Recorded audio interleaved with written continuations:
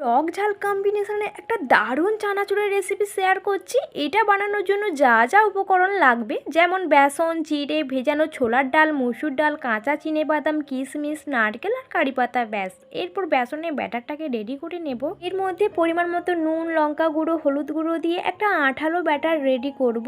আর এটা যত ফাটবে ততই মুচমুচে হবে। আর এখন দেখো এই ব্যাটারটি আগের থেকে কতটা পাতলা হয়েছে। প্রথমে ঝুরি ভাজাগুলো ভেজে নেব, যার জন্য আমি এখানে 3 রকমই নজেল নিয়েছি। আর নজেলগুলো সেই রকম কিছুই না, মানে এই বোতলে যে ঢাকনাগুলো হয় সেগুলোকেই আমি ছোট বড় করে একটু ছিদ্র করে নিয়েছিলাম। এইভাবে আমি ঝুড়িগুলো ভেজে নিচ্ছি, তার সাথে কাঠি ভাজাগুলোও ভাজবো। আর এইটার জন্য আমি বোতলে সেট করে নিয়েছি, সেই রকম কিছুই না।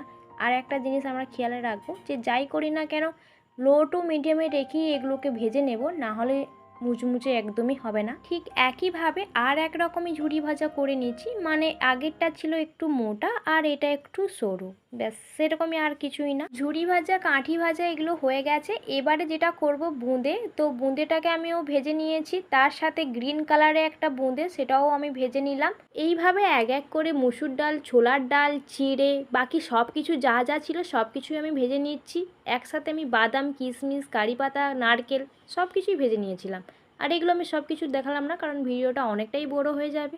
এখন একটা মশলা বানাচ্ছি, যেমন পানমৌরি, গোলমরিচ, ম্যাগি মশলা, আমচুর পাউডার, বিট নুন, কাশ্মীরি লঙ্কা, কারি পাতা। হ্যাঁ, এটাই হচ্ছে সেই স্পেশাল মশলা যেটা স্বাদ দ্বিগুণ বাড়িয়ে দেয়। এরপর এই কাঠিগুলো আর ঝুরি ভাজাকে একটু হাত দিয়ে ভেঙে নিচ্ছি। এবারে ওই মশলাটি দিয়ে ভালো করে মিক্স করে নিলেই রেডি মশলাদার চানাচুর। তো এই চানাচুর তোমরা স্টোর করে রাখতেও পারো। তো ভিডিওটি কেমন হয়েছে অবশ্যই জানিও। আজকের মতো এইটুকুই।